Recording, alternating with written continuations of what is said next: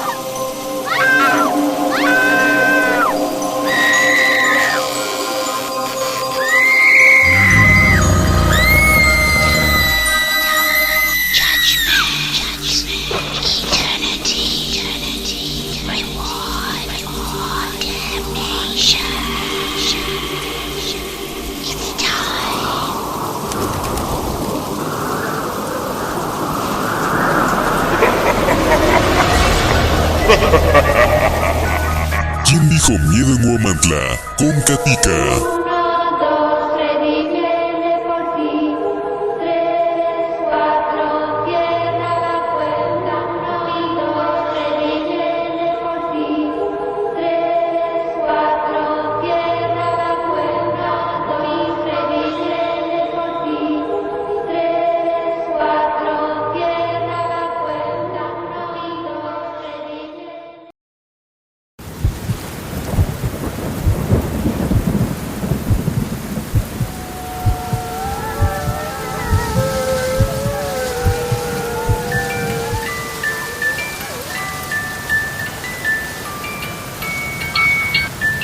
Hola a todos, soy Katica y yo regresé, estoy de vuelta.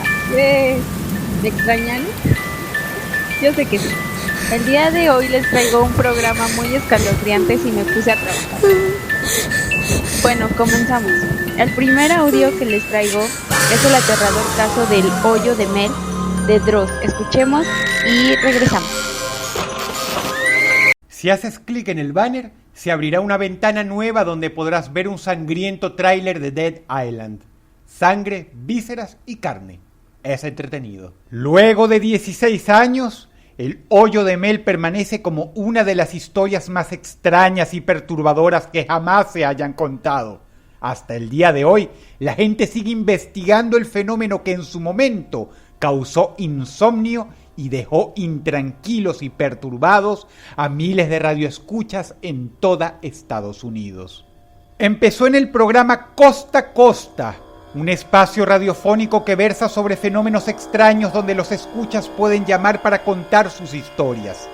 Art Bell, el locutor y anfitrión en aquel entonces, siempre le dio un toque muy serio a temas interesantes, por lo que al espacio suelen llamar personas que han visto cosas muy sobrias y específicas, luces en el cielo o luceros extraños. Pero una noche, cerca de la madrugada, un individuo con el nombre falso de Mel Waters se comunicó al programa y desde entonces las cosas ya no volverían a ser iguales. Era el año 1997. Art Bell dirigía el programa como siempre. El joven que manejaba la consola le hizo una seña tras el vidrio, indicándole que tenían a una escucha al aire. Art lo saludó. El hombre se presentó como Mel Waters, quien por su voz se notaba como un individuo maduro de entre 50 y 60 años.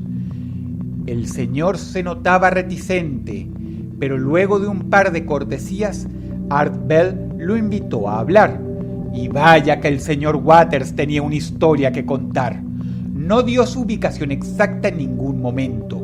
Era muy cauteloso, pero se identificó como el dueño de una propiedad de varias hectáreas en Helensburgh, Washington, un área rural.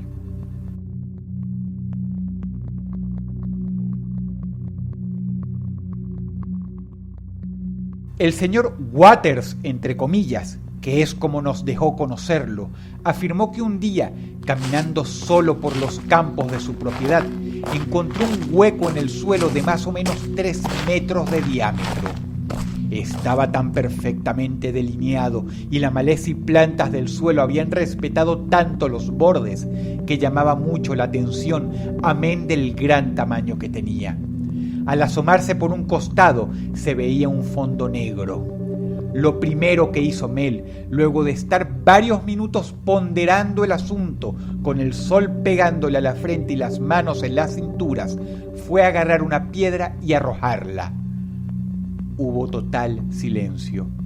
No escuchó la piedra llegar al fondo. Mel se puso de rodillas y acercó la cabeza al borde. En ese momento, el hombre afirmó haberse sentido muy inquieto, así que inmediatamente se puso de pie y retrocedió un par de metros. Pero eso no quería decir que había terminado con el asunto. Ahora que había visto semejante cosa en su propiedad, ya no había vuelta atrás. El señor Waters caminó por varios minutos buscando ya no una piedra, sino una roca, de esas que se levantan con ambas manos. Con el esfuerzo de sus huesos la llevó hasta el hoyo y la arrojó. Para su sorpresa, nuevamente la misma historia. No la escuchó chocar contra el fondo.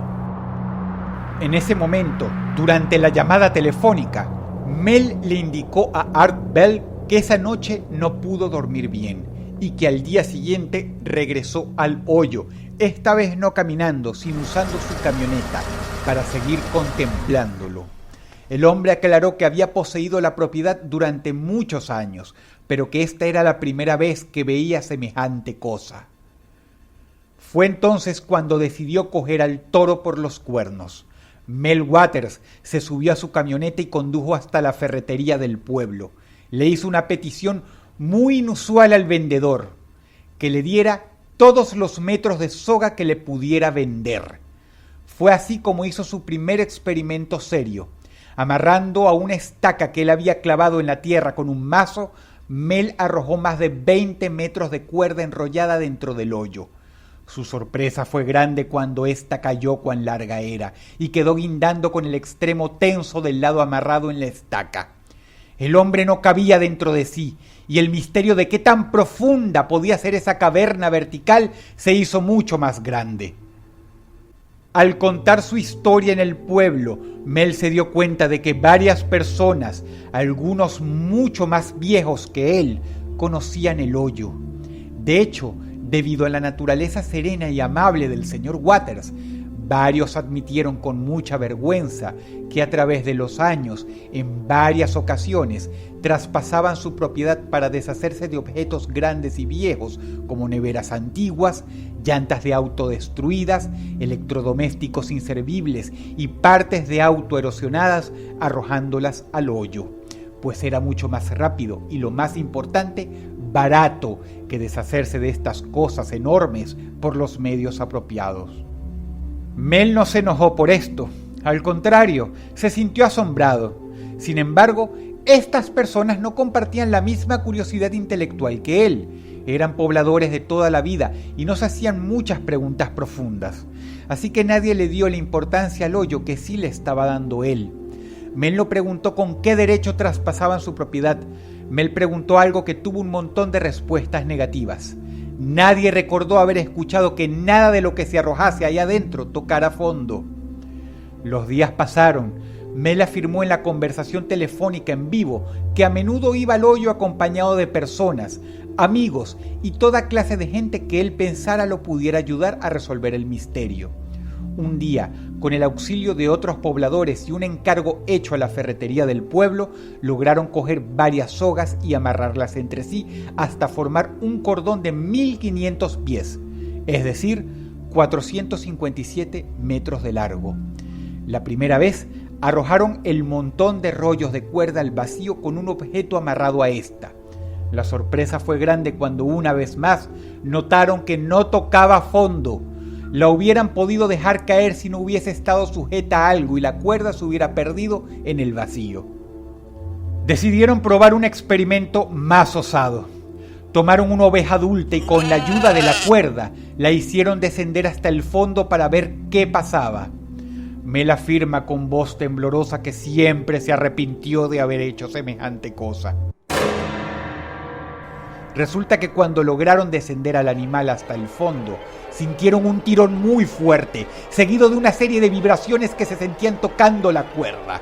Tanto Mel como sus colegas se vieron las caras asustados y empezaron a tirar. Los minutos pasaban y eran tortuosos, y seguían jalando y jalando, con cuidado eso sí, pues sabían que estaban levantando a un animal. Cuando finalmente descubrieron qué pasó, lo que antes era una oveja con un pelaje hermosamente blanco, se había transformado en un horror que parecía un manojo de carnes crudas. Mel tortuosamente describe que parecía como si hubiesen agarrado las entrañas del animal y las hubiesen volteado hacia afuera. Recuerda que tuvo que reprimir arcadas, pues además el olor a grasa y sangre era muy fuerte. ¿Saben qué es lo más horrible? Que lo peor no fue eso. Uno de los campesinos, un hombre muy diestro y experto, recostó el cuerpo del animal en el piso y se puso a analizarlo largamente. A pesar de que el pelaje ya no estaba ahí y lo que quedaba era un despojo a carne viva, se percató de que la panza de la oveja estaba muy hinchada y que encima parecía tener una cicatriz. El hombre, ni corto ni perezoso, tomó un cuchillo y abrió al animal con cuidado. En ese momento, los hombres contemplaron el horror absoluto. Resulta ser que la oveja estaba preñada, pero algo era seguro. Mel no iba a poner en peligro a un animal preñado. Eso hubiese sido cruel y además un desperdicio de los propios recursos de su propiedad. Él y los testigos afirman que aquella cosa horrible, que no era un feto de oveja, pero que descansaba en su interior, era algo muy distinto, que le habían metido adentro durante todos aquellos minutos en que los hombres lucharon por subir la cuerda de vuelta. De más está decir que más allá de ser algo parecido a un feto, aquella cosa tenía un aspecto parasital y repugnante. Llevados por el miedo, por la angustia y por la desidia del momento, los señores cometieron un grave error, que fue arrojar a la oveja y a la pequeña abominación que yacía dentro de ella al hoyo, deshaciéndose así de dos pruebas muy valiosas.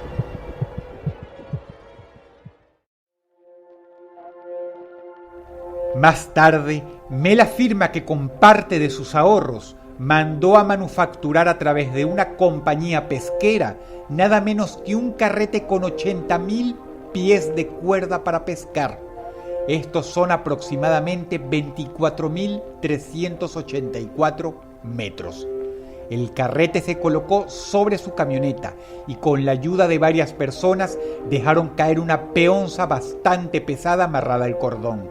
El aparato funcionó y funcionó durante horas, girando, dejando caer la cuerda. Era aterrador, pero al final del día, aquella cosa no tocó fondo. La voz se corrió por toda Helensburgh. Mel hablaba abiertamente del hoyo, y las personas que lo acompañaron en su momento durante numerosas anécdotas hablaban mucho del tema en los bares, en las barberías e inclusive en las escuelas del pueblo. Fue así como se enteraron que, según se recuerda, ese hoyo había estado ahí toda la vida, inclusive desde antes de la creación del pueblo. Su edad era incalculable y gracias al apoyo de la gente, Mel, quien era un hombre solitario, no se sentía abandonado. Sin embargo, la popularización de la noticia fue su segundo peor error. Una noche tocaron a la puerta de su casa. Eran varios hombres en muchos vehículos aparcados en su propiedad. Se identificaron como autoridades del gobierno de los Estados Unidos. Mel le confesó a Art Bell que eso arruinó su noche, no solo porque los hombres se imponían demasiado y le hicieron un largo y agotador interrogatorio, sino porque le hacían toda clase de preguntas bizarras. Una de las que más lo perturbó era si había escuchado voces saliendo del hoyo, o si había tenido sueños frecuentes concerniente al hoyo, o concerniente a cosas que habían salido del hoyo. La gente del gobierno estadounidense, muy lejos de tranquilizarlo y quizá ofrecerle explicaciones tangibles por las cosas que había visto, le habían puesto el mundo de cabeza y habían abierto una puerta al infierno con estas preguntas que obviamente mortificaron profundamente al señor Waters, hasta el punto de ocasionarle un pico de estrés muy severo. Acto seguido, los agentes ofrecieron comprarle la propiedad. Mel no se opuso a la idea, pero les pidió tiempo, y él le explicó a Art Bell que no quería que lo estafaran. La propiedad era muy valiosa y encima había invertido mucha plata en ella. De hecho, ahí estaban invertidos los ahorros de su vida. Su propiedad, como la de muchos granjeros en Estados Unidos, era su patrimonio, su banco. Y cuando menos se iba a verse obligado a marcharse del lugar, quería por lo menos sacarle lo más remotamente parecido a un precio justo. Pues cuando el gobierno te compra algo, casi nunca lo hace por el precio adecuado, sino por mucho menos de su valor. Y el señor Waters no quería dejar que abusaran de él. Estaban hablando del esfuerzo de casi toda su vida. Los hombres del gobierno no se tomaron a bien esto. Hubo toda clase de anécdotas, pero al final tuvieron que obligar a Mel Waters, o cualquiera que fuera su nombre real, no solo a vender la propiedad, sino a largarse del estado. De hecho, se reporta que se tuvo que ir a vivir a Australia. Sea como fuere, aquella noche de 1997 fue una de las más legendarias del programa de Costa a Costa. Art Bell se comunicó varias veces con Mel Waters, hasta que finalmente le perdieron el rastro. ¿Era Mel Waters un farsante? ¿Estaba diciendo la verdad? Nadie lo sabe, pero sin dudas esta es una historia fascinante. Y creo que no hay mejor manera de terminar con este tema, con lo siguiente. Durante los años 90, Google Maps no existía. Lo que existía era un servicio llamado Terra Server, que enseñaba fotosatélites de todas partes de Estados Unidos. El episodio final del hoyo de Mel no lo contó Mel, lo contó Art Bell. Resulta que los radioescuchas, emocionados por la historia de este señor, intentaron conseguir una foto satélite por medio de Terra Server de la propiedad de Mel Waters. Y finalmente la consiguieron, pero adivinen qué, aparecía censurada por un cuadro blanco. Si el video te gustó, por favor dale pulgar arriba y sobre todo compártelo. Eso me ayudaría mucho. Te habla Dodros y te deseo buenas noches. ¿Qué tal? Muy interesante este caso. Vamos a una pausa y regresamos con ¿Quién dijo miedo? En Guamantla.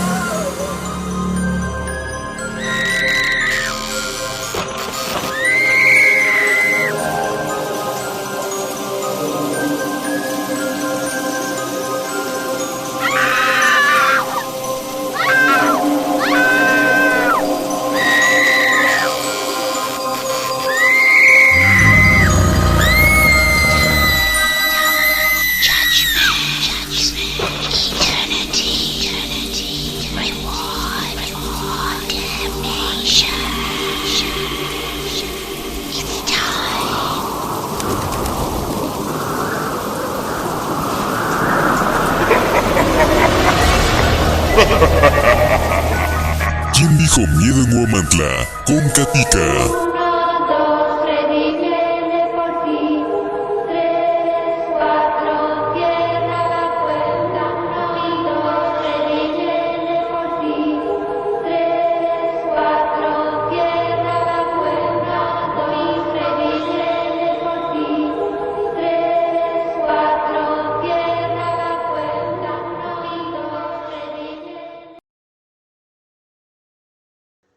Regresamos con ¿Quién dijo miedo en Guamantla? Nuestro siguiente relato es sobre un caso muy conmovedor. ¿Quién no ha visto en los autobuses, microbuses o varios lugares zapatitos de bebés colgados en los espejos? Pues nuestro siguiente relato habla de eso. Este se llama El zapatito por Alex Romero. No es bueno levantar los zapatitos de los bebés. No sabes por qué están tirados en la calle. Bienvenidos a Relatos de Terror.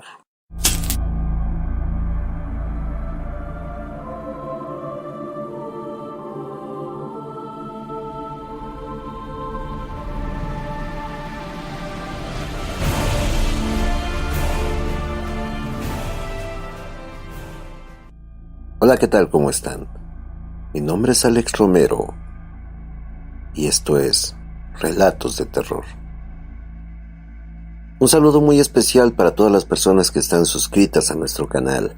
Es un orgullo que ya casi seamos 4,500 personas que comparten el gusto por nuestros relatos. Y agréguenos a Facebook. Casi siempre andamos compartiendo algún momento de la noche con ustedes. Y comenzamos. Era una noche de viernes y José seguía detrás de su volante. Él era un chofer de taxi y como cada viernes daba vueltas por la zona de bares y cantinas para brindar sus servicios a los parroquianos. Él no creía en cosas sobrenaturales, porque llevaba muchos años trabajando de taxista nocturno, pero en esa noche, al bajar a comprar una botella de agua en un puestecito junto a la puerta de una cantina, vio un zapatito de bebé tirado. A él se le hizo muy tierno y lo levantó. El zapatito se veía gastado. Le dio risa.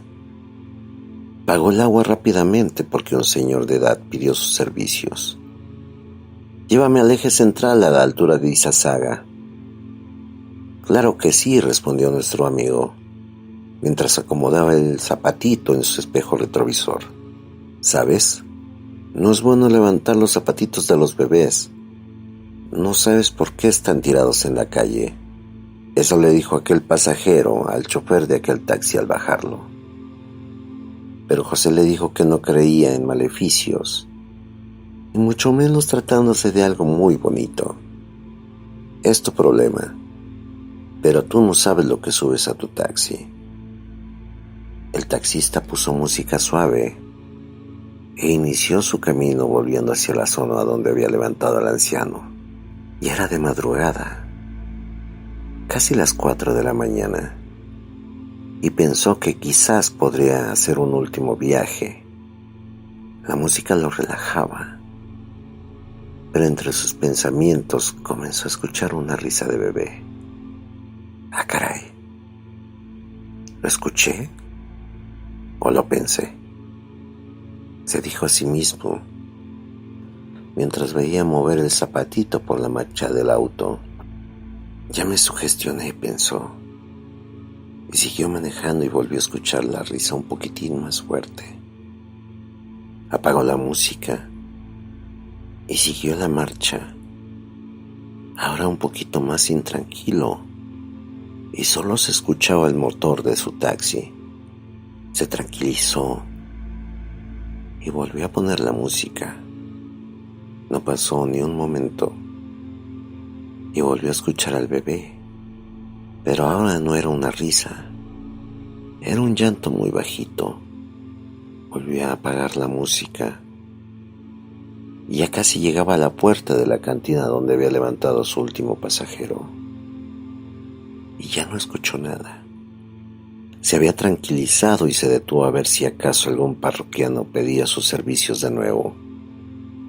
Él estaba muy tranquilo ya, pero al voltear hacia el espejo retrovisor, el zapatito ya no estaba, y en su lugar vio que en el asiento de atrás brincaba un bebé sosteniendo el zapatito y riendo. Asustado bajó del coche y se acercó al puesto donde había comprado la botella de agua. La señora le preguntó qué le pasaba, y él le comentó que había un bebé en su taxi. La señora movió su cabeza y volteó al taxi. En el coche no había nada, y el taxista estaba temblando de miedo. La señora abrió la puerta y levantó el zapatito para volverlo a tirar muy lejos. Ya no te molestará. Verás, ese zapatito era del hijo de una muchacha que trabajaba en esta cantina. Desgraciadamente ella no tenía a quien dejárselo y lo traía a la cantina, pero en una noche muy fría, su mamá quedó muy ebria y el niño dormía sin cobijitas y murió de frío. Cuando lo encontraron, solo tenía un zapatito. El otro zapato es el que traías en el taxi. Ya no te hará nada, solo quería su zapatito. El taxista, sin decir más, se fue a su casa, pero ahora nunca más levantaría ningún zapatito de bebé. Bueno, amigos, este es el relato de la noche. Si te gustó, ¿Qué les dale pareció like, este relato? compártelo y suscríbete. A continuación les Y traigo agréganos un a Twitter y a audio Facebook, sobre un pacto donde siempre andamos comentando y saludando a la gente. con el diablo Mi y nombre el es señor Alex Pedro. Romero. ¿Ustedes Y creen que te se puede deseo hacer esto? ¿Qué buenas piensan? noches. Bueno, las ideas y creencias son variadas, pero todos los casos sabemos y no podemos imaginar el final de estas personas. Bueno, vamos con este audio que se llama El pacto con Daniela Saella y regresamos.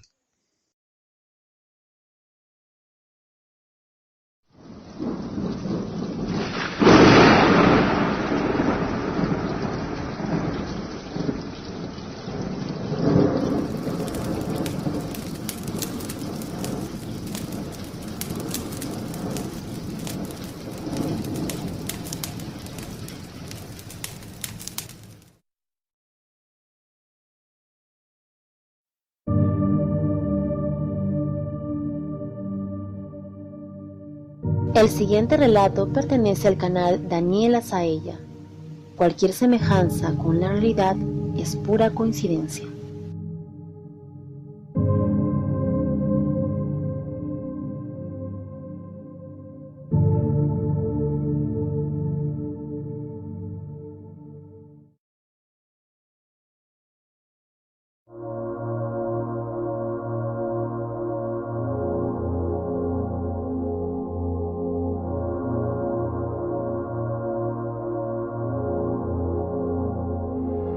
El relato a continuación es una anécdota que le ocurrió al tío de un amigo, cuando este aún era un chico de 15 años y vivía en la provincia de Cajamarca, en la Sierra del Perú.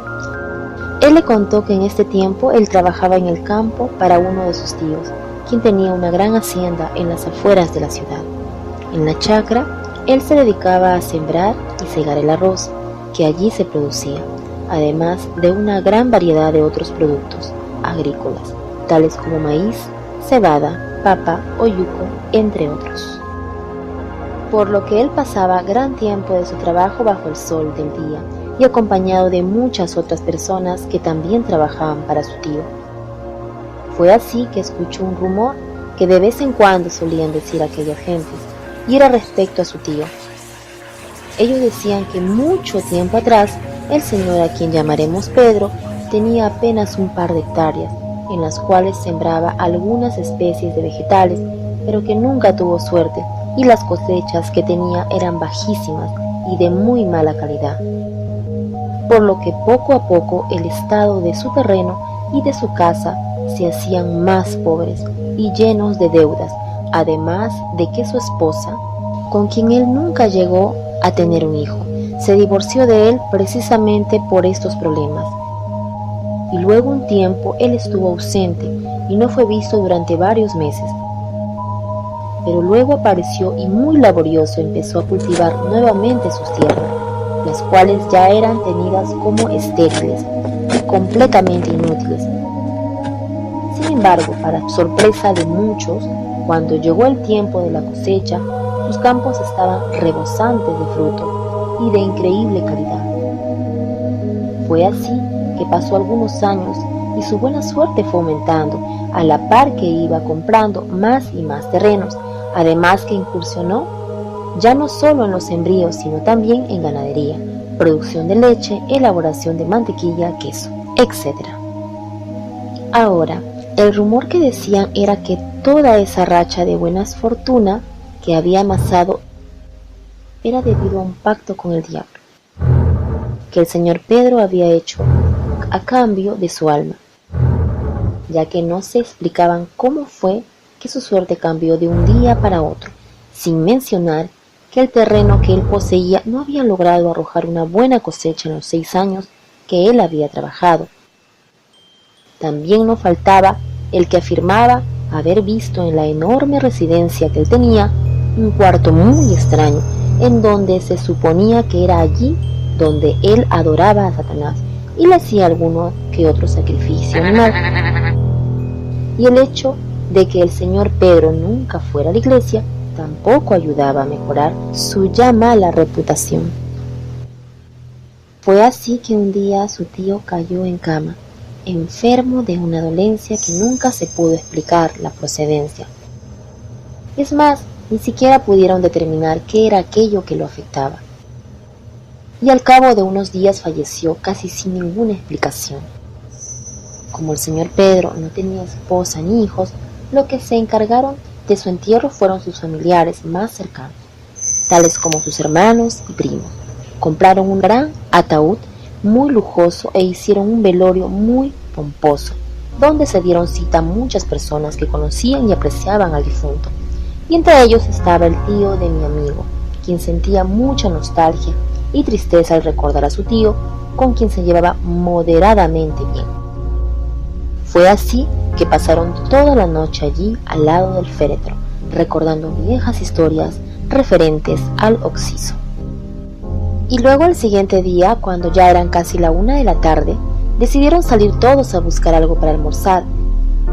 Sin embargo, el tío, que estaba muy adormilado en una de las sillas, fue el último en despertarse, cuando ya todos se habían marchado.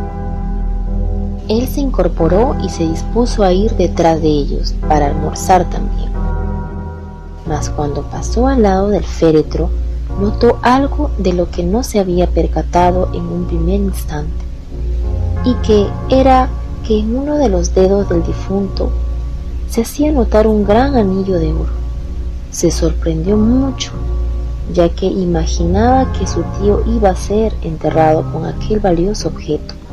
Se quedó mirando y pensando un pequeño momento, y su avaricia se encendió. Se imaginó todo el dinero que obtendría si lograba vender aquella joya, a la par que pensaba que su tío no se molestaría por algo así, ya que para nada le serviría si lo enterrasen con o sin anillo. Así que se dispuso a abrir el ataúd para sacar del dedo de su tío aquel objeto que lo tenía hipnotizado. Mas cuando intentó zafarlo de la mano del fallecido, se encontró con que estaba muy atorado y era prácticamente imposible sacarlo. Y allí estaba él en el trance de sacar el anillo del dedo, cuando escuchó en la lejanía los pasos de sus familiares que ya retornaban. Así fue como se decidió. No estaba dispuesto a dejar que aquel tesoro fuera enterrado en vano.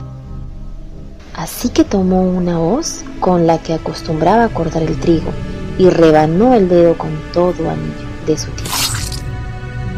Se sorprendió al ver que no sangraba ni siquiera un poco, y luego con mucha cautela reacomodó las manos del occiso, de tal modo que no se notara que le faltaba un dedo.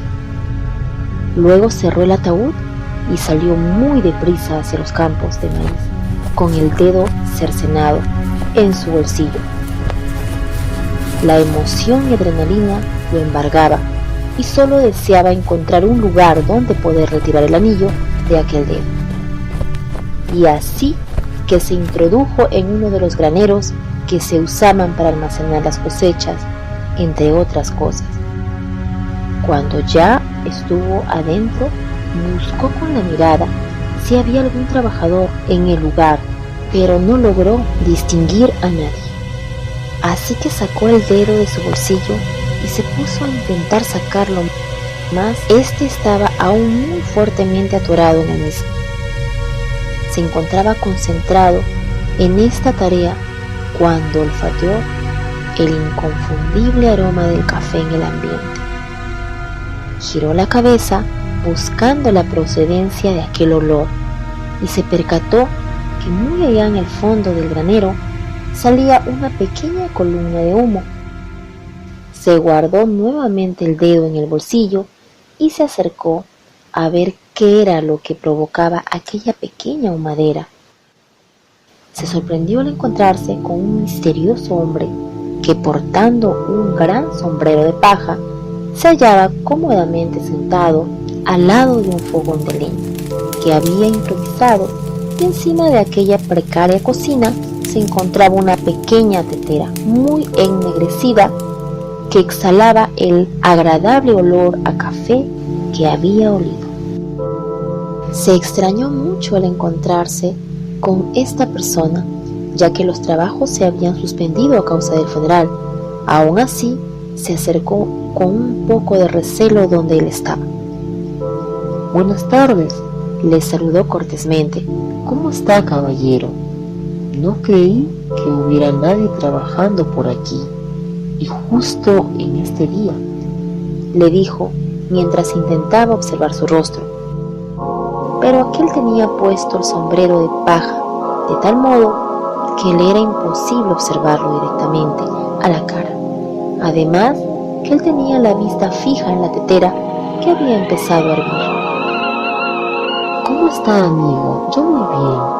Aquí me he tomado un pequeño descanso para prepararme un poco de café caliente. ¿No desea usted tomar un poco? No hay nada mejor que una buena taza de café para este frío. Dudó un poco acerca del café, pero aceptó la cortesía de aquel individuo. Vamos, tome asiento, que ya mismo le sirvo un poco, le dijo el hombre. Él le hizo caso y se sentó enfrente del sujeto, sobre unos ladrillos que habían allí. El hombre le extendió una taza humeante, pero cuando él la recibió, se percató en los dedos de aquel tipo y se dio cuenta de que le faltaba un dedo. Se estremeció un poco. Luego, ya con la taza en la mano, dio un sorbo al líquido mientras pálido miraba fijamente a aquel extraño personaje. Su corazón empezó a palpitarle más fuerte. Dígame, señor, se animó a preguntarle. ¿Qué le sucedió en la mano? ¿Por qué le falta un dedo? El hombre, sin levantar la vista del fuego, le habló. Ah, esto. Lo que pasa es que un día yo me morí y en mi funeral uno de mis sobrinos, uno muy avaro, me cortó este dedo para robarse mi anillo de oro.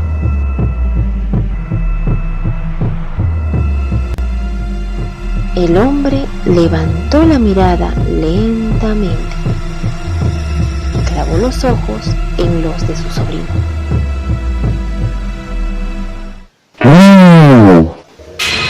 ¡Tú fuiste el que me robó!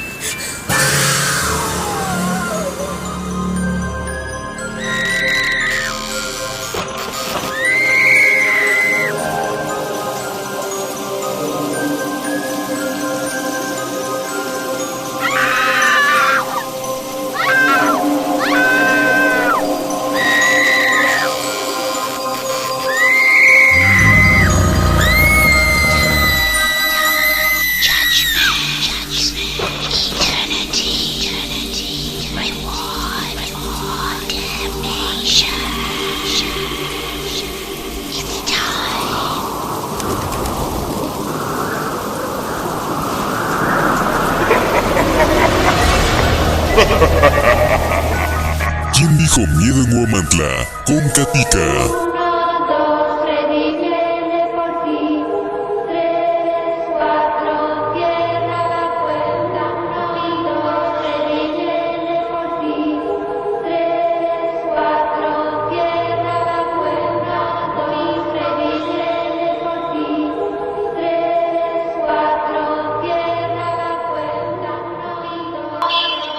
Estamos de vuelta en ¿Quién dijo miedo? En Huamantla.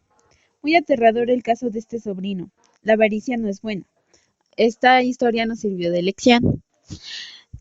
Seguimos. A continuación vamos con una perturbadora historia que ejemplifica muy bien lo que hay que hacer cuando se escucha ruidos extraños de madrugada en la casa y más cuando estás solos. Vamos con esta historia de Daniela Saella y volvemos con ¿Quién dijo miedo? Con Katica.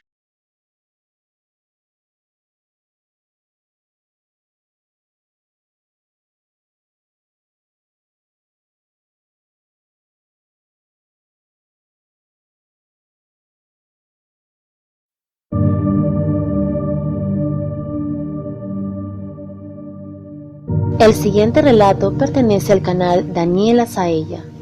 Cualquier semejanza con la realidad es pura coincidencia.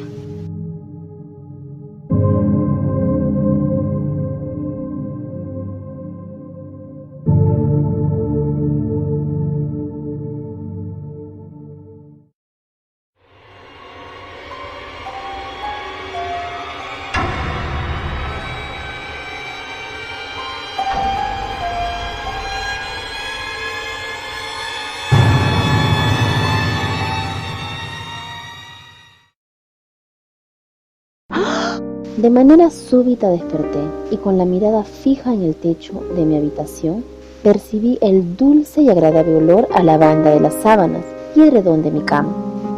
Permanecí así en estado de ensoñación por un momento, mientras mis oídos estaban en estado de detección de cualquier sonido que proviniera de algún lugar de mi casa. Saqué el celular que tenía en el bolsillo de mi pijama y me fijé que eran las 3:33 am. En mi mente aún estaba el recuerdo de aquella película inquietante vista la noche anterior, lo cual era poco reconfortante, ya que trataba sobre un tema de terror. Intentaba sacudir esos recuerdos, rememorando lo último que había hecho antes de acostarme. Había lavado mis dientes como todas las noches y luego ordenado mis cosas y enseres que utilizaría para el siguiente día entre mi trabajo y el estudio. También me había dedicado al cepillado cuidadoso y monótono de mi cabello, como todas las noches lo solía hacer. Es una buena manera de mantenerlo saludable y sedoso. Fue lo que me aconsejó una de mis primas y al parecer era cierto.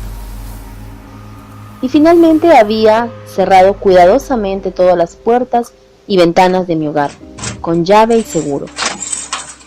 Solía ser muy meticulosa en este aspecto, ya que el lugar donde vivía no era particularmente muy seguro.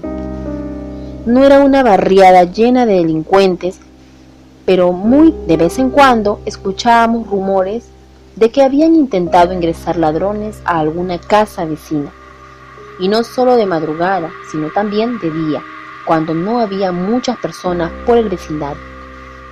Y era precisamente por esto que mi padre había reforzado muy bien la seguridad en mi domicilio, por lo cual era muy poco probable que alguien pudiera ingresar mientras no estábamos, ni tampoco de madrugada. Yo vivía con mis padres, aunque hacía menos de 2 semanas mi mamá había viajado al extranjero a visitar a un familiar enfermo, por lo cual solo éramos mi papá y yo en la casa. En todo esto meditaba y pensaba mientras que ahora, ya más despierta, paseaba mis ojos por la negrura de mi cuarto. Es curioso cómo la mente, al ser sugestionada, puede transformarse en tu peor enemiga, ya que te hace creer o pensar en las cosas más aterradoras justo en el momento en que más desearías un poco de paz y tranquilidad. Y era eso precisamente lo que me estaba ocurriendo en ese momento. Por lo general, suelo ser una persona muy tranquila y sosegada, algo que casi todas las personas que me conocen me exaltan y reconocen como uno de mis principales y buenos atributos de mi forma de ser. Sin embargo, en esta ocasión mis emociones estaban acelerando, de un modo que me empezaba a molestar, ya que estaba perdiendo poco a poco el control de ellos. Intenté calmarme y cerré los ojos un momento. Respiré profundamente y exhalé aún más lentamente. Y en el total silencio mental que logré formar en ese pequeño momento, me pregunté a mí misma: ¿de verdad crees que lo escuchaste? ¿Estás segura? ¿No habrá sido un sueño o una alucinación auditiva? A veces puede pasar que un ruido muy lejano puede viajar lo suficientemente lejos, sobre todo gracias al silencio de la noche, y ser escuchado de tal manera que podrías jurar que estaba muy cerca tuyo.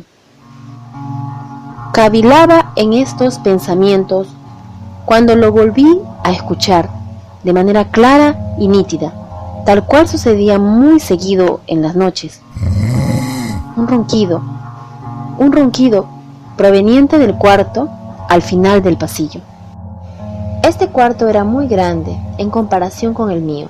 Tenía amplias ventanas con cortinas corredizas.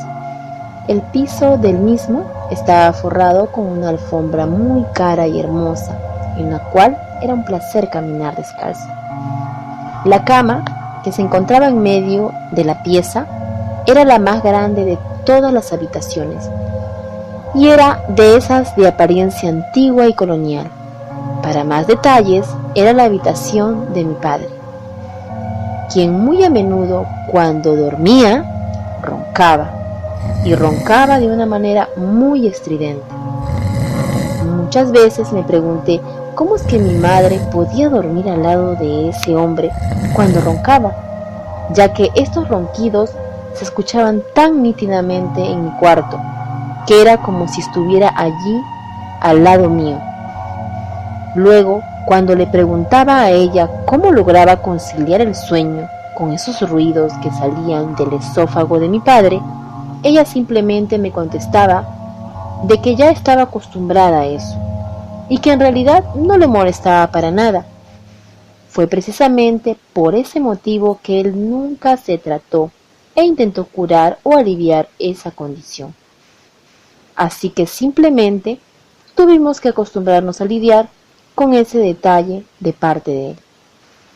Ahora, ya más decidida, me incorporo y me siento en un costado de mi cama, con la vista clavada en la puerta de mi habitación, mientras con los pies busco las sandalias que suelo usar cuando ya me dispongo a realizar las tareas cotidianas antes de dormir. Me paro, camino hacia la puerta y aprieto el interruptor de la iluminación. Se hace la luz en mi cuarto. Por un momento mi vista queda empañada por el brillo. Entrecierro los ojos y observo a mi alrededor que todo está tal cual lo dejé antes de echarme en la cama. Ya luego, cuando se me pasa el efecto del brillo, me quedo quieta, observo mi puerta y escucho.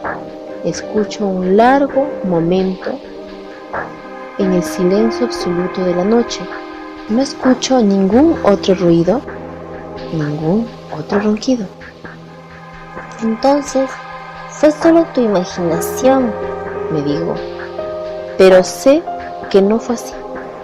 Lo escuché muy nítidamente y ahora debo ir a investigar. Sí, ya lo sé. Me vuelvo a decir mientras tomo la perilla de la puerta y la hago girar. Las bisagras no rechinan como hace un día, lo que me indica que mi padre las aceitó tal cual le había pedido, por favor. Asomo la cabeza fuera de la habitación en dirección a la habitación de mi papá.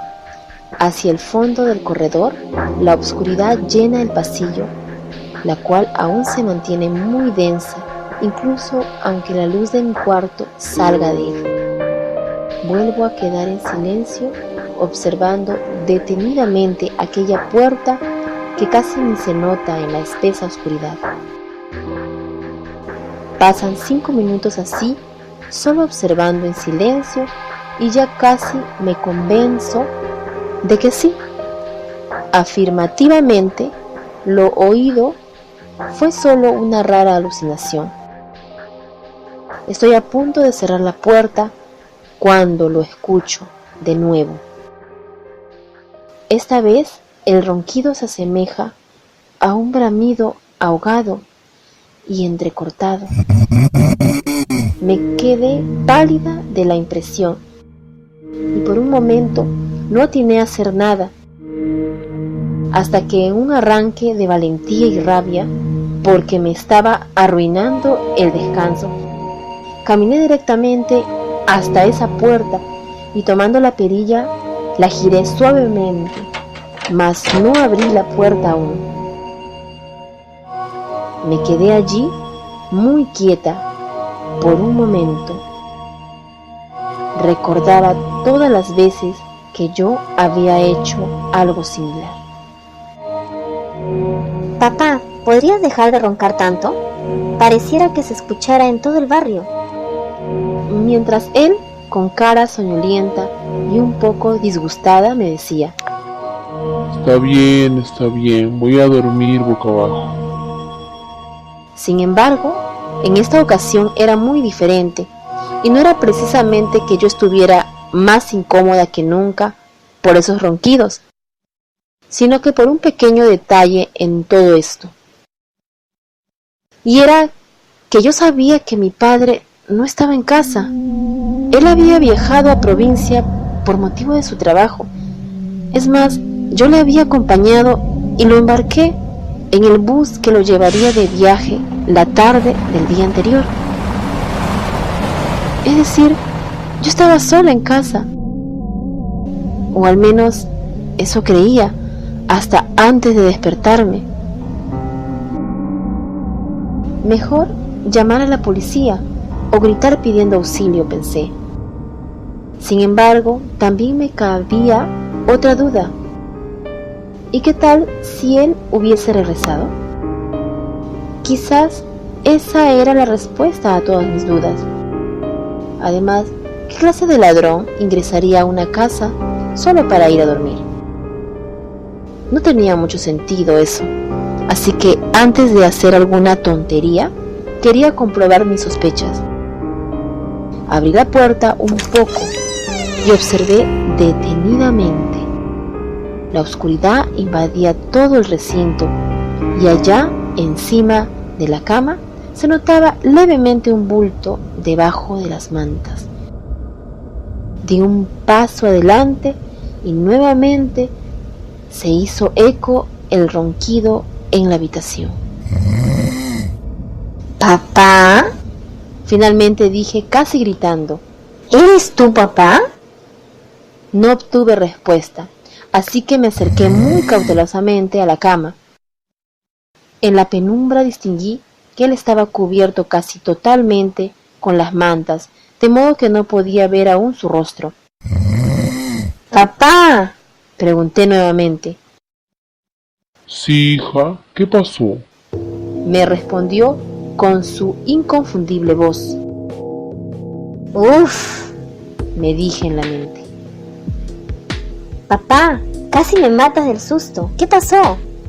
Creí que no vendrías hasta la semana siguiente. ¿Por qué no me llamaste? ¿Para avisarme que volverías? Dije en un tono un poco molesto. El cliente canceló todo a último minuto, así que ya no hacía falta que viajara en van. Obtuve como respuesta de él. Sin embargo, no se movió de la posición en la que estaba, algo que me llamó un poco la atención. ¿Te sientes bien, papá? ¿Pasó algo? Dije mientras me acercaba un poco más a él, intentando ver su rostro. Sí, todo bien. Es solo que estoy muy cansado. Dijo con voz un poco entrecortada. Aún es muy temprano. ¿Me dejarías descansar, cariño? Tú también deberías dormir. Quedé un poco desconcertada por esa actitud, pero le hice caso y me dispuse a salir de la habitación. Pero justo en ese momento sentí una pequeña vibración en mi pierna derecha, justo en el bolsillo de mi pijama. Era mi celular, que había puesto en modo silencioso para que no me despertase en la madrugada. Estaba recibiendo una llamada de un número desconocido. Contesté un poco extrañada. ¿Aló?, dije con voz muy débil. Aló, hijita. Me respondió la voz de mi padre al otro lado de la línea. Ay, princesita, perdón que te despierte a esta hora, pero es que me parece que dejé olvidado mi celular allí, en casa, y justo tengo unos archivos allí que son sumamente importantes para mi trabajo. ¿Podrías tomarlos y enviármelos a mi correo?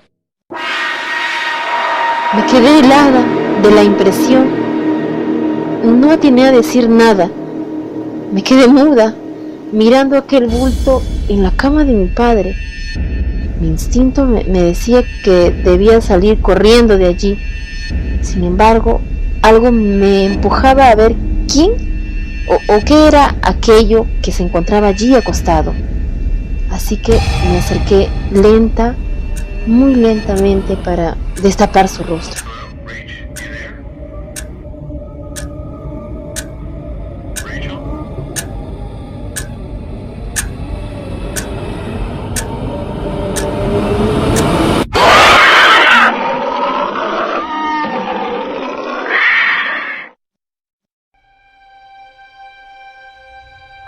Al día siguiente, cuando la policía llegó al lugar de los hechos, alertados por algunos vecinos que escucharon horribles gritos en la madrugada, notaron que ni puerta ni las ventanas habían sido forzadas, ni presentaban algún signo de violencia, y solo se encontraron con el cadáver de una chica, cuyo rostro estaba deformado en una horrenda mueca de miedo, con una nota al lado de su cuerpo.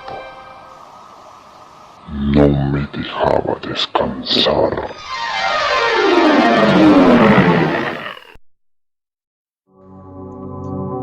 Vamos a una pausa y Si volvemos. esta historia les ha gustado,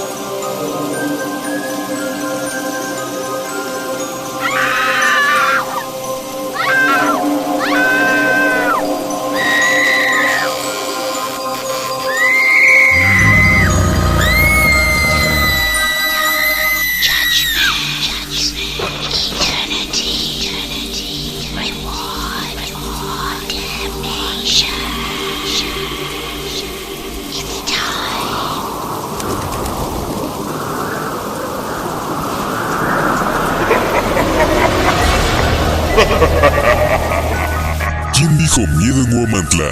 Con Katica.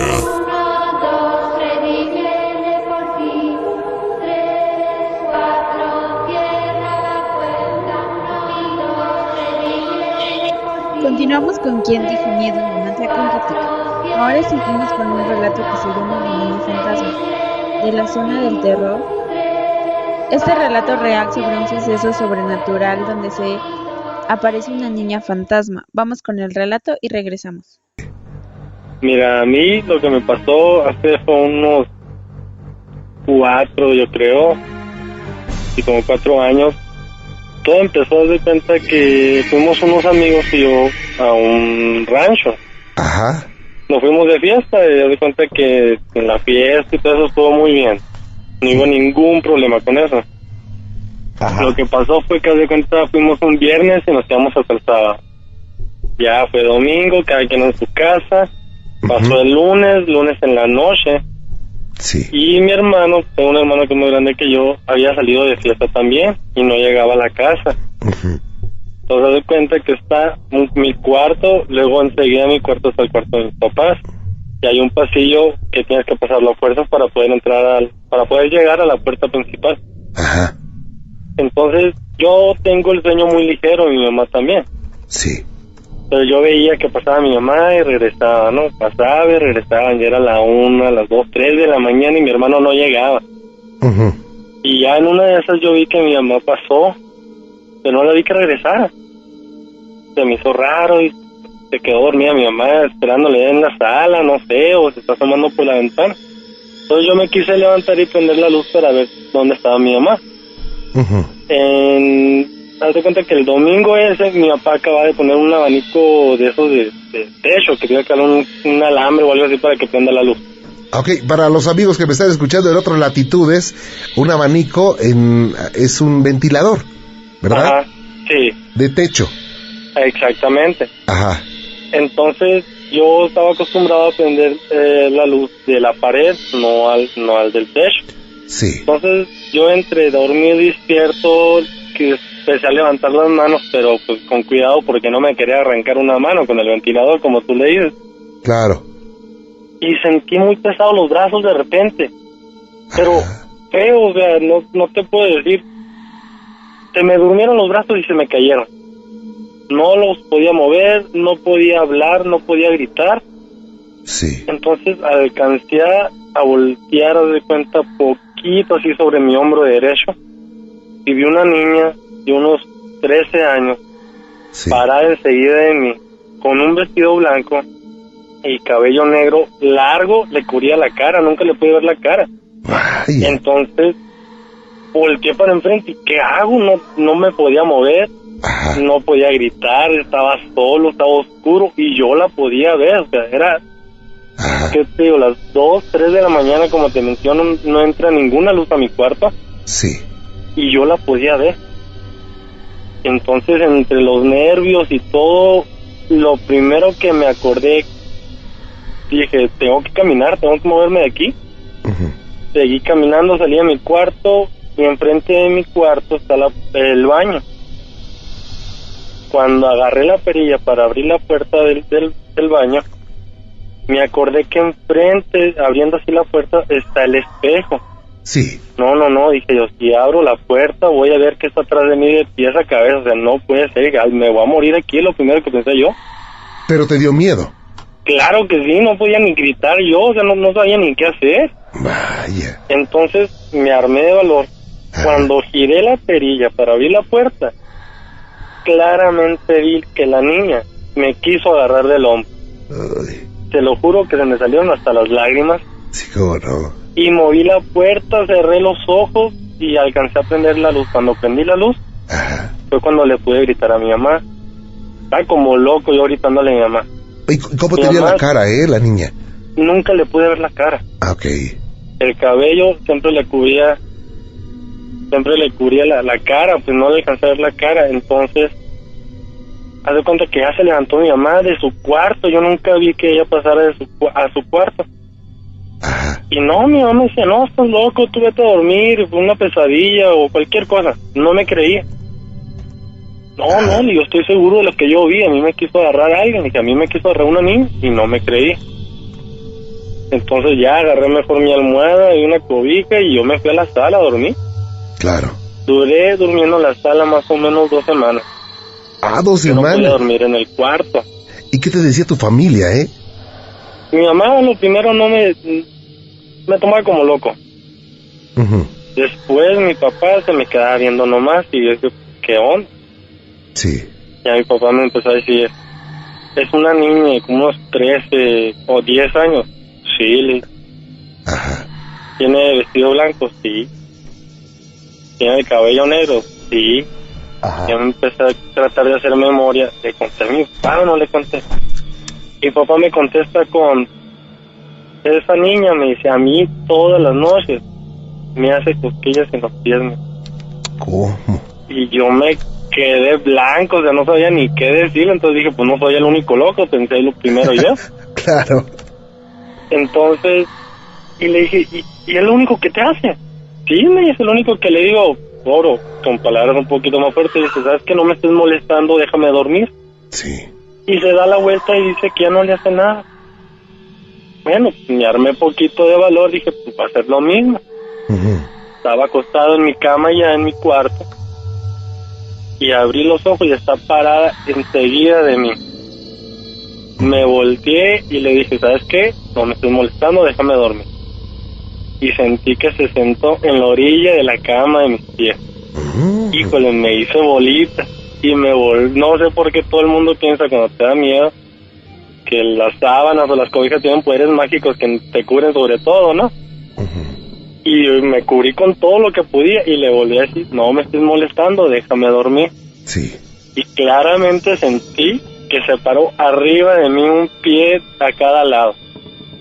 Y así dormí, apenas y podía dormir yo. Entonces, haz de cuenta que esto me pasó a mí. Sí. Y ya no me atreví a decirle a nadie. Y pues a un amigo, entre jugando y todo, yo le empecé a contar lo mismo que te estoy diciendo a ti. Sí. Y al tiempo que yo le estaba contando eso, él se puso pero pálido. Así, o sea, ya se figura que pues, se iba a desmayar. ¿Qué tiene? Le dije, ¿qué te está pasando? Pues, ¿sabes qué? Me dijo. Él ya estaba casado. Sí. Y me dice, a mí me pasó algo parecido la misma noche. ¿Qué te pasó a ti? Le dije. No, pues a mí me trataron de ahorcar y no supe ni quién me dijo. Yo, así me lo explicó él, que en su cuarto se entra una luz y cuando él vio una sombra en la luz, estaba alguien arriba de él ahorcándolo, pero no podía hablar, no podía hacer nada. Que se tuvo que caer de la cama y se levantó asustado y prendió las luces y todo. Y no vio a nadie, o sea, hasta abajo de la cama se puso a buscar él y no veía a nadie. Y su esposa estaba enseguida de él. Fíjate, después ya que se me hizo un poco más fácil decírselo hacia la gente, pero no se lo contaba hacia detalle, o sea, yo nomás decía, ay, a veces yo veo a una niña, y la gente nomás se me quedaba viendo como, pues, puede ser, ¿no? A lo mejor no sabía. Sí. Yo, fíjate, hasta el momento, yo la sigo viendo, pero ya no me da miedo, porque nunca me ha tratado de hacer algo. Okay. Incluso como mi papá, pues también la veía, dije, si me quisiera hacer daño a mí o a mi familia, ya lo hubiera hecho. Claro, pero ajá. Pero te digo, yo ya no me da miedo, o sea, sí me asusto, pues, porque es de repente, pues se aparece y, ay Dios, ¿qué quieres? O no sé, te quedas, por lo menos yo me quedo mudo en el momento. Claro. Pero igual trato de no hacerle caso y no pasa de ahí, de que sienta que se sienta, mejor dicho, enseguida de mí o que está parada así sobre la cama o algo. Ajá. No pasa de ahí. Oye, pero esta niña, ya te acostumbraste a la presencia de esta niña. Sí. ¿Y tu familia también? Mi papá y yo somos los únicos que le hemos visto, nadie más en la casa. ¿No produce miedo? Mira, te asusta la forma, se puede decir que se aparece, como la ves vestida, o sea, es una niña de entre 10 y 13 años, un vestido blanco pero largo, haz de cuenta, como si fuera de pijama de tiempos tan muy antiguos, se puede decir. Ok. Pero lo que más me asombraba a mí es que no le podía ver la cara, pues, por el cabello negro que le cubría siempre la cara. Ajá. Y no hace ruidos, no hace gestos, sí te mueve ciertas cosas. Por ejemplo, yo siempre tengo la maña de poner mis zapatos abajo de mi cama y aparecían en la sala. O sea, cositas así que ya no le tomaba importancia porque ya estoy por eso acostumbrado. Sí. Incluso una vez estaba mi mamá, fue la única vez que a mi mamá le tocó ver algo. Yo estaba haciendo una comida en la cocina, era más o menos temprano, como las 6, 7 de la tarde. Ajá. Y cuando yo agarré del sartén para echarme en el plato, se movió el plato. ¿Cómo? O sea, el plato yo lo tenía en la mesa. Sí. Y yo agarré el sartén, una cucharada del sartén para echármela al plato. Y cuando lo iba a echar, se movió. Ok. Y yo dije, tenía agua abajo, dije, no sé, algo. Y se movió, lo levanté, sequé y lo volví a poner el plato. Ajá. Mi mamá no me creyó y se paró mi mamá, se paró mi papá. Y cuando lo volví a hacer, se volvió a mover el plato. Vaya. O sea, a mí me dio risa, no me asusté tanto, pero pues me dio risa. Y pues no quieren que coma o qué onda, me quedé yo. Ajá. Ya casi les decía, si quieren, pues mejor pídanme y les hago un poquito más, pero pues no me quiten mi comida. Ajá. Pero cositas así sencillas se puede decir. O sea, después del susto que me ha pegado esa niña la primera vez que me tocó verla, ajá, nada parecido. Qué cosa. Pues algo que sigue pasando en tu casa, que lo ve tu papá y tú, una niña fantasma, el espectro de alguien, la energía de alguien que por alguna causa se manifiesta ahí, y lo más sorprendente es que están acostumbrados ya a esta presencia. Oye, pues yo te agradezco mucho, Cristóbal, que nos hayas comentado esto, y digo, ustedes tal vez piensen que esto va a ocurrir toda la vida y así lo van a aguantar. Pues, fíjate, yo como te digo, como ya estoy acostumbrado, ya no me da miedo, ni tampoco me sorprende, ni nada. Uh-huh. Pero muchas veces cuando vienen amigos o familia que viene de lejos y se queda a dormir en nuestra casa, uh-huh, dicen que sí sienten algo, pero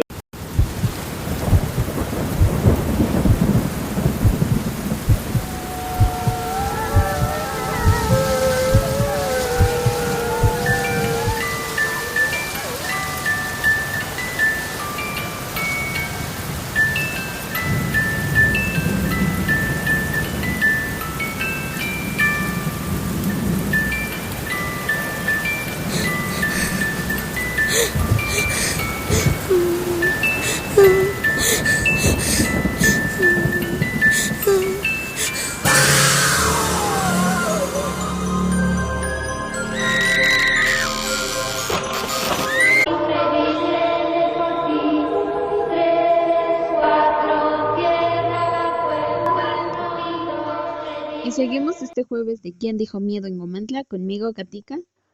Seguimos con el siguiente relato que se llama El Callejón del Muerto de Alex Romero. Regresamos. Tú dijiste que con solo un rezo mi promesa quedaría olvidada. Eso le dijo don Tristán de Alcúcer a su amigo el arzobispo. Bienvenidos a Relatos de Terror.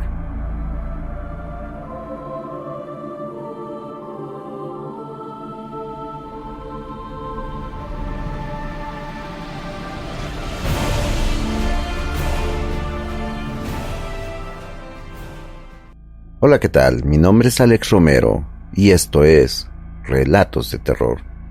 Antes que nada quiero agradecerles a todas las personas que se han suscrito, porque ya somos más de 4,000 personas las que estamos formando parte de este proyecto. De parte de todo el equipo y mía, les agradezco todas las atenciones que ustedes nos brindan. El que ustedes vean los videos, el que le des like, el que los compartas, hacen que el canal crezca. Y eso es algo que nos encanta mucho y que nos inspira a seguir trabajando para ustedes. Muchísimas gracias. Y comenzamos. En el México colonial, en el año de 1600, un español llamado Tristán de Alcúcer llegó a la Ciudad de México. y abrió una tienda de abarrotes. Para su fortuna, el arzobispo Fray García de Santa María Mendoza solía visitarlo en el local, porque coincidía que ambos eran de la misma localidad. El negocio prosperó, y Tristán de Alcúcer envió a su hijo a buscar nuevas mercaderías en la ciudad de Veracruz, para ampliar la variedad de mercancías que podría ofrecer en la tienda. Para su desgracia, su hijo contrajo una enfermedad mortal, enfermedad que casi le cuesta la vida y que lo tenía postrado en cama en la ciudad de Veracruz. Don Tristán de Alcúcer le prometió a la Virgen de Guadalupe que caminaría hasta el santuario del Cerrito si su hijo sanaba. Y para beneplácito de don Tristán, su hijo, aún convaleciente y débil, pero en franca recuperación, regresó a la Ciudad de México. Desgraciadamente para él, don Tristán olvidó su promesa, ya que el negocio le requería todo su tiempo. Un día, él recordó que no había cumplido la promesa, y siendo el arzobispo su amigo, le pidió algún consejo. El arzobispo simplemente le comentó que bastaba con una oración para que la Virgen de Guadalupe diera por cumplida la promesa. Y así lo hizo don Tristán. Simplemente dijo una oración y sin darle mayor importancia, olvidó la promesa. Un día, mientras el arzobispo caminaba por la calle de la Misericordia, rumbo a la tienda de don Tristán, se encontró a su amigo, pero lo vio extraño. Caminaba vestido con un sudario blanco y con un cirio entre sus manos. El arzobispo le preguntó hacia dónde se dirigía, y don Tristán, volteándolo a ver furioso, le comentó: «Tú me dijiste que bastaba una oración para cumplir mi promesa». Sin decir otra palabra, don Tristán siguió su paso. El arzobispo pasó todo el día preguntándose por qué le había comentado eso a don Tristán, y en la noche se dirigió a su casa para exigirle una explicación, pero lo que encontró fue algo que nunca llegaría a entender. En la casa de don Tristán se encontraba su hijo y muchísima gente rezando, y al llegar el arzobispo pudo constatar que dentro de aquel ataúd se encontraba su viejo amigo don Tristán de Alcúcer, vestido con aquel sudario. El hijo de don Tristán le comentó al arzobispo que su padre había amanecido muerto. No podía creer lo que le había dicho el muchacho. Después del incidente del arzobispo, la calle de la Misericordia pasó a llamarse el Callejón del Muerto, y fueron muchas personas las que en algunas noches se toparon a la figura de don Tristán caminando hacia el Cerro de Guadalupe con un cirio entre sus manos. Al día de hoy, el Callejón del Muerto se llama República Dominicana, y se dice que en algunas ocasiones se puede ver a don Tristán de Alcúcer recorrer esas calles rumbo a la Basílica de Guadalupe. Quizás algún día te toque encontrártelo a ti. Bueno, amigos, este es el relato de la noche. Espero que te haya gustado. Si te gustó, dale like, compártelo en tus redes sociales y suscríbete al canal para escuchar más videos así. Quiero mandar un saludo muy especial para Neko Arte Studios, que nos regaló este dibujo que ahorita estás viendo. En la descripción te voy a dejar el link para que visites su canal. Y dile que vas de parte de Relatos de Terror. Mi nombre es Alex Romero y te deseo Regresamos con nuestro buenas último bloque noches. para terminar este programa. Tenemos un relato de Alex Romero que se llama El autobús número 40 y volvemos. Tú debes bajarte acá Pero te voy a pedir un favor muy especial. No voltees para atrás. Bienvenidos a Relatos de Terror.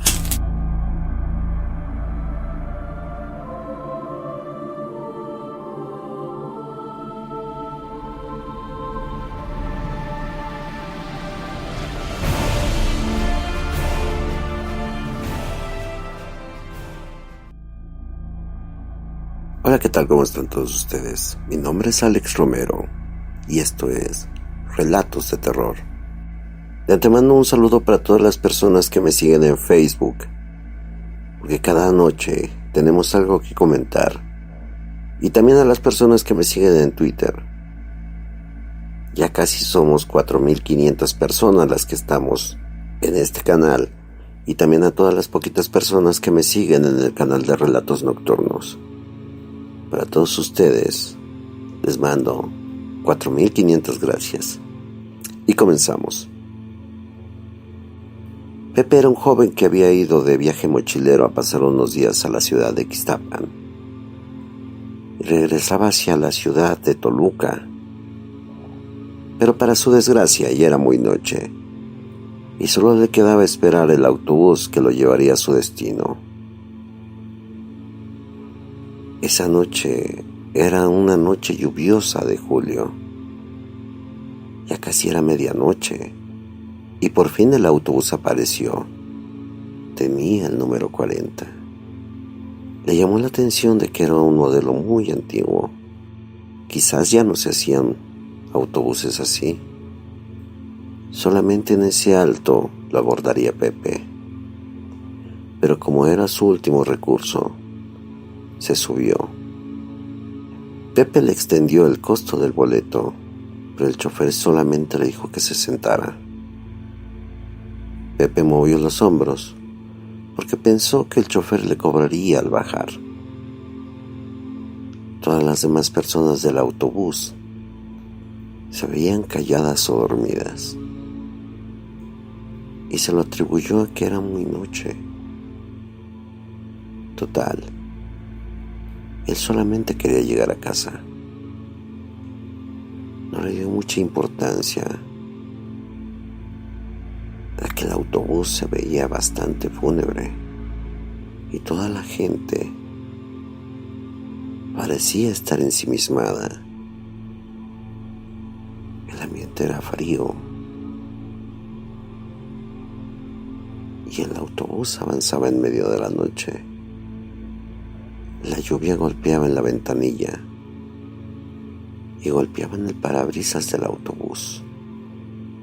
Siguió su marcha con toda normalidad, pero había algo que a Pepe no le gustaba. No lo comentó porque nadie le hubiera hecho caso. Casi para entrar a la ciudad de Toluca, el conductor le habló a Pepe.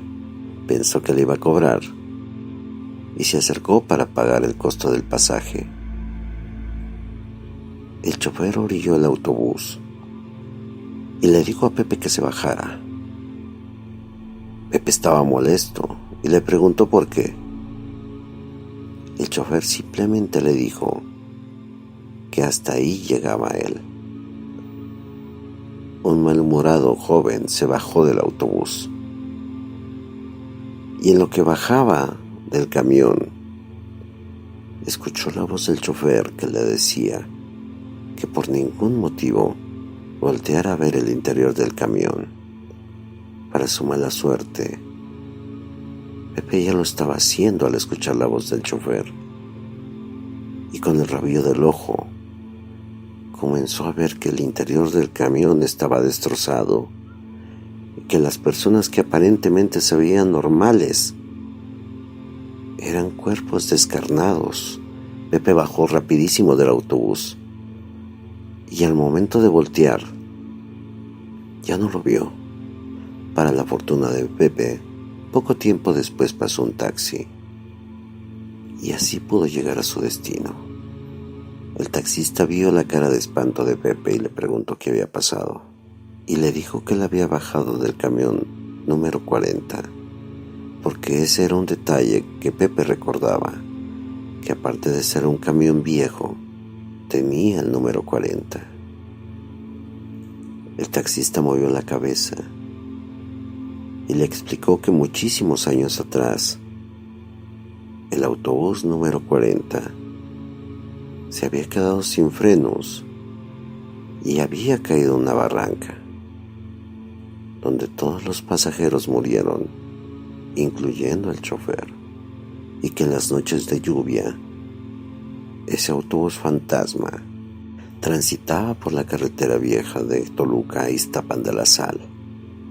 Pepe había viajado en un autobús fantasma. Bueno, amigos, ese es el relato de la noche. Espero que te haya gustado.